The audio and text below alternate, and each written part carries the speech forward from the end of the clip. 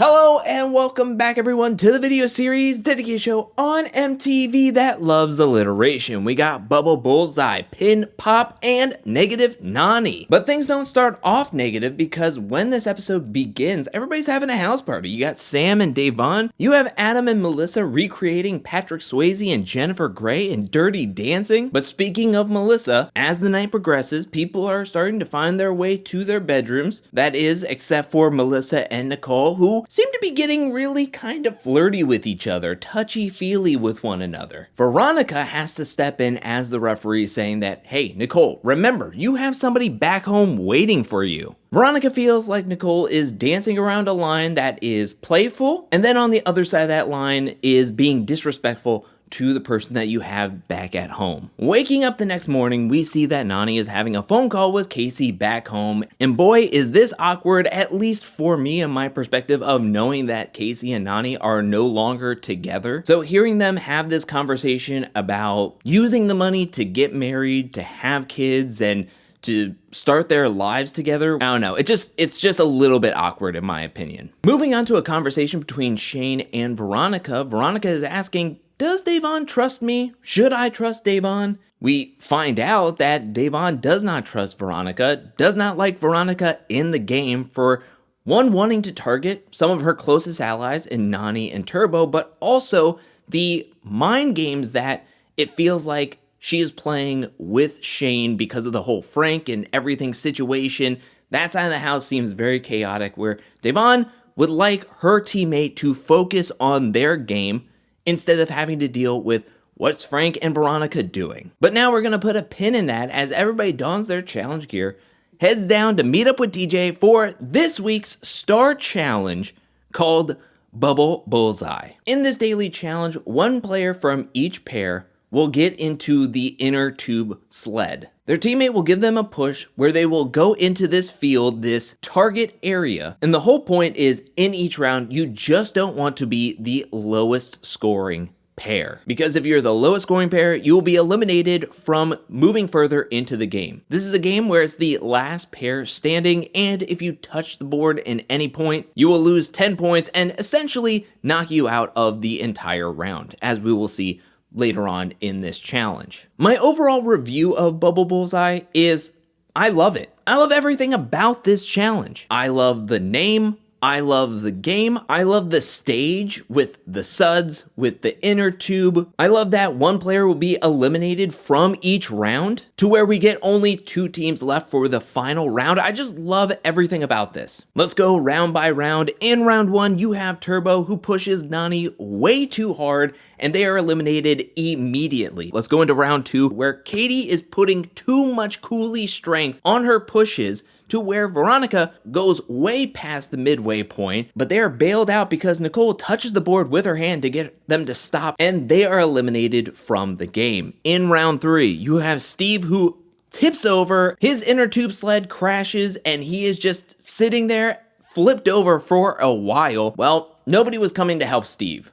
So when TJ finally blew the horn and said, Steve and Adam, you're out, that's when he finally decided to get up. In round 4, Katie again, coolly strong, pushes Veronica way past the midway point, and they are officially eliminated from the game, which means with only one non-star holding team left in the game, Devon and Shane officially get Dario and Ashley's star. So now they are able to run TJ's final, but the game isn't over yet, as it is between Devon and Shane, Frank and Sam, to see who will be the ultimate winner, get into power, and be able to keep their star safe. In the final round, both teams pushed their partner, and Devon was able to lean with it better than Sam, and Devon and Shane hit it direct bullseye to get the star, get the win, get the power, and get the safety. I will say, one of the best music drops I've ever heard on the challenge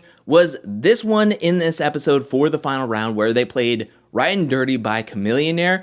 It just played perfectly with the slow motion and Devon leaning. Now with Devon and Shane announced as the daily winners, this is where everybody starts to swirl around. You have Melissa and Nicole instantly saying, we want to be the house votes. If this is the last opportunity, we want to go in. And then you have Veronica and Katie saying, yeah, we want to go in too.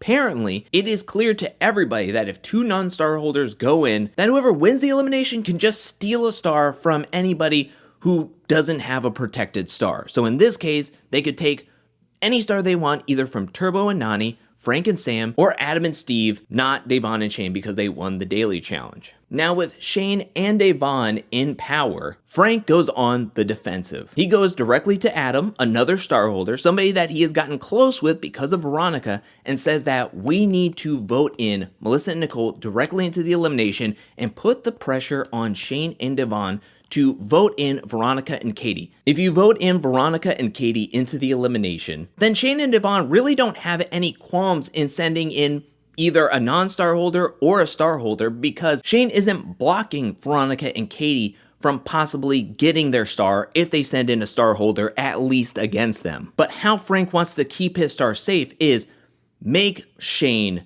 have to keep his word to a friend of 20 years by voting in a different non-star holding team to make sure that he doesn't send in a star holder against them. Now, Devon, overhearing just a little bit of the conversation, confronts Frank and Adam, really wants to hear what Frank has to say, but Frank is trying to play coy. Essentially, Adam tells Devon exactly what Frank told him, and it's really no surprise to both Shane and Devon that Frank is starting early, trying to ensure that his star, his game is intact. They really can't celebrate for even 5 seconds without everybody having to put a plan in motion. I mean, it's late in the season. People think that this could be the last daily challenge, the last elimination. Of course, they're going to want to do anything and everything right away to ensure their safety. I don't see anything wrong with it because you gotta do what you gotta do. After the daily challenge, everybody goes back to the challenge house. They get dressed up. They're getting ready to head out to the bar scene. It's raining, and all of a sudden, we hear a yelp from Veronica. She's wearing heels. It's raining. It's very slick, and she twists her ankle. She's brought back inside. She's getting emotional because something like this exact moment happened to her in All Stars 3 that ultimately medically disqualified her from the game, from making the final, and she's worried. She's worried that the same thing will happen now. Now we truly know that Veronica's real rival is Stairs. Luckily, it's crisis averted. Whether she got advice from Shane or Frank or both, it does not matter because she wakes up the next morning, she's showing off that she has flexibility in her feet, she is 100% good, her feet are fine, and no worry about getting disqualified this time. Hallelujah. I know Melissa and Nicole are very happy about that. TJ makes a house call to be in the house vote where it's easy peasy for everybody. Melissa and Nicole volunteer. Nobody ejects. Everybody's like fine with it. That is except for Turbo and Nany, who calls out that the whole house is against them, that it does not matter because they both want to go in, and whoever is winning, regardless, Turbo and Nany's star is being stolen. Now, I did like, after the house vote, Nany was talking to Devon and Shane and really throwing Adam and Steve under the bus. Now, Adam and Steve have been an incredible duo over the course of the season, winning 4 eliminations right off the rip, winning multiple daily challenges. Your friendships are blinding you to the biggest threat in this house, which is Adam and Steve. Yes, Turbo and Nany won a star in episode 1, the 4th and final star. Yes, they won against Amber and Fessel and Ashley and Dario, but they have not won a daily challenge. And Nany is saying, will Adam and Steve, if they make the final and they whoop up on you, get the prize money, will they pay your bills? Think through what you want to see happen and put yourselves in a better position. I love this tactic from Nany because I think she's completely right, but at the same time, she is with Turbo, whom everybody knows won one of the toughest, if not the toughest finals in challenge history. Nany, the last final she made, she got 2nd place with Johnny Bananas. Like, Nany and Turbo in the final is nerve-wracking, and I wonder if people have that in their mind thinking, okay, Turbo and Nany, yeah, they haven't won a ton on this season, but if they were to make a final, I find them way scarier than 2 middle-aged men of Adam and Steve. I don't know, maybe that's what people are thinking. I also think their friendships are blinding them. Nicole is very close with Adam. Veronica and Katie are very close with Adam and Steve. But now it's time to meet up with TJ at the arena, where Melissa and Nicole join TJ in the sand, and Shane nominates Veronica and Katie. This is where Devon raises her hand and says, wait a minute, what if we disagree? Come to find out, it was all a joke. Devon does not mind sending in Veronica and Katie, even though she said multiple times in this episode that she doesn't feel great going along with this plan, as she is really close with Nany, and she feels like she's setting up Nany to lose her star no matter what. But at the end of the day, it's Devon and Shane's game, and Devon is cool with getting, hopefully, Katie out of this game, so that way Shane can be a little bit more free to play and they can work together instead of worrying about what Veronica is doing and what Veronica is doing with Frank, blah, blah, blah. So we have Melissa and Nicole versus Katie and Veronica in this week's elimination called Pin Pop. There are 7 balloons rigged up in this elimination for each pair. The pair is going to have to use a rope to navigate a pin back and forth between them to then lance it through a tiny hole on top to then pierce the balloon and pop it. The pair that can pop the most balloons the quickest will win and get to steal any star from the 3 star holders that are available to have their star stolen, while the other person is eliminated. Like Bubble Bullseye, I love this elimination. This elimination should be played, I want to say, every single season. I loved it. It was gripping. It was close the entire time. It was so much fun. The communication, the teamwork, the strategy, I just loved it. Whoever came up with this deserves a raise because this elimination was on fire. Anybody could have won this elimination, and I just really enjoyed the gameplay as well as just how this elimination was just gripping from beginning to end. And when I say it was close, it was close. It was like Nicole and Melissa would get a balloon, and then Veronica and Katie would get another one, and it would just go back and forth, till the very end on the 7th balloon when it looked, to me, I'm just getting goosebumps thinking about it. To me, it felt like Veronica and Katie had this. They were a lot steadier. They had the needle right close to the hole the entire time. We saw that Melissa and Nicole's pin was bouncing, doing like erratic movements. I thought that they could have popped the balloon on either side instead of going through the hole, which would have disqualified that last balloon. But when they got to it, they were able to just stick it in that hole before Veronica and Katie could get their pin in their hole. And Melissa and Nicole win this elimination by like half a second. It was incredible. You can feel the excitement from Melissa and Nicole, who are team subtitle. Katie gets very emotional because they got so deep into the game. Again, everybody thinks that this could be the final elimination, the final time to get a star. So she's feeling like we came up just short. But we find out from TJ that we're not at the final just yet, because TJ looks over to Melissa and Nicole and say, who would you like to steal a star from?